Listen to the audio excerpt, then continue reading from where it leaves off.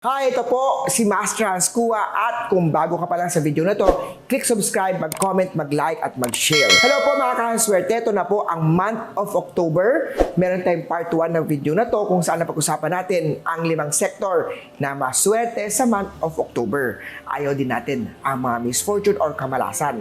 Paano ba natin maiiwasan ang illness star, ang mga misfortune, kaya ng problem sa money, problema sa relasyon at iba-iba pang malas. Kaya naman po, manood at panoorin at mag-comment, mag-share ng video na to. Pag-usapan natin ang unlucky sector sa month of October.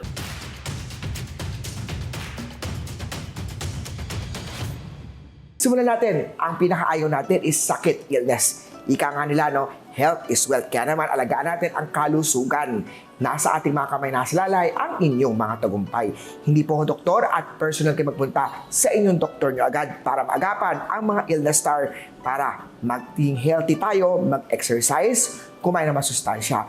Ang West Direction, itong month of October ay hindi swerte. Andyan kasi ang tinatawag nating illness or sickness star. Kaya naman, sa West Direction, itong month of October natin, makakatulong ang paglagay ng Holy Gourd or ng Holo, makakatulong ang paglagay ng Medicine Buddha, makakatulong ang paglagay ng Salt Lamp, ilagay po yan sa West Direction. Avoid or huwag po tayo matutulog with your headboard sa West Direction. Avoid o huwag tayo matutulog with the west direction o west part ng inyong bahay or west part man ng inyong bedroom. Keep the west area quiet, wala activity. Maglagay ng metal element sa west direction para ma-cure natin ang illness star ng west direction. Wala muna activity para hindi ma-activate ang illness star this month of October. Ang number 2 na hindi maswerte o dapat natin iwasan is the east direction. Nasa east direction this month of October, ang tinatawag nating theft, robbery, cheating, or betrayal. Pag-check nyo po ng compass nyo at nakita nyo ang east direction ng bahay nyo po, andyan po ang main door. Aba, ingatan, mag-iwas kayo, gamitin ang east direction na to dahil posibleng ma-enhance niyan ang tinatawag nating scam, theft, or robbery. Maglagay ng CCTV, maglagay ng aso para magbabantay si bantay dyan sa east direction, maglagay sa east direction ng extra padlock, maglagay sa east direction ng food dogs. Ito pong food dogs na to, mabibili lang po yan dito po sa tindahan ni Master Hans Kua. O mismo ang magbe-bless, magke-cleanse. Makatulong sa east direction ng paglagay ng evil eye, kontra yan sa mga scams or theft or cheating. Huwag kayo magpaloko para hindi kayo maloko. Kung ayaw lang magpapaloko, wala rin manloloko. Sa east direction also, makakatulong din ang paglalagay ng tinatawag nating General Kwan Kung. Ay iwas yan sa mga theft, cheating, betrayal.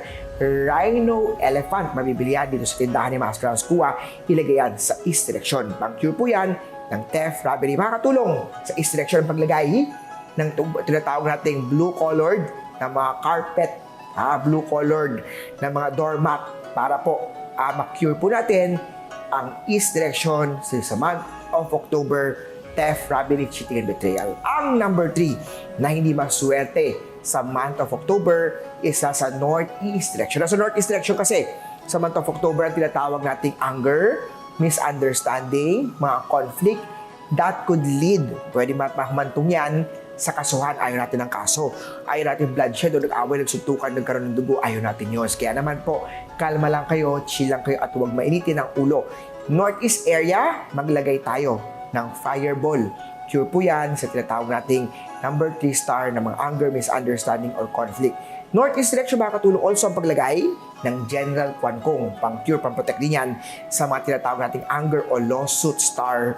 Mga kaso, ayaw natin yan. Ang isa pang number 4 na hindi maswerte sa month of October natin is tinatawag nating the north direction. Nasa north direction kasi, sa month of October natin, ang tinatawag nating 5 yellow, misfortune star. Siya po yung pinaka hindi maswerte. Kaya naman, keep your north direction sa month of October quiet. Itong 5 yellow misfortune star, siya po yung star na nagdadala po ng problema sa pera, problema sa career, problema sa relasyon, illness star, or kinalaman sa accident or misfortune. Maglagay sa north direction ng 5 element pagoda. Cure po yan para sa 5 yellow, misfortune star, nadala po this month of October na umupo po sa north direction. Keep the north direction quiet, wala activity. Wala mo nang maingay sa north direction para hindi ma-activate. Ang 5 yellow, misfortune star. So, 4 po ang hindi maswerteng direksyon sa month of October na dapat nating iwasan at huwag nating gagamitin. Ang most wicked o pinaka-hindi maswerte dyan is the north area. 5 element pagoda ang cure po dyan.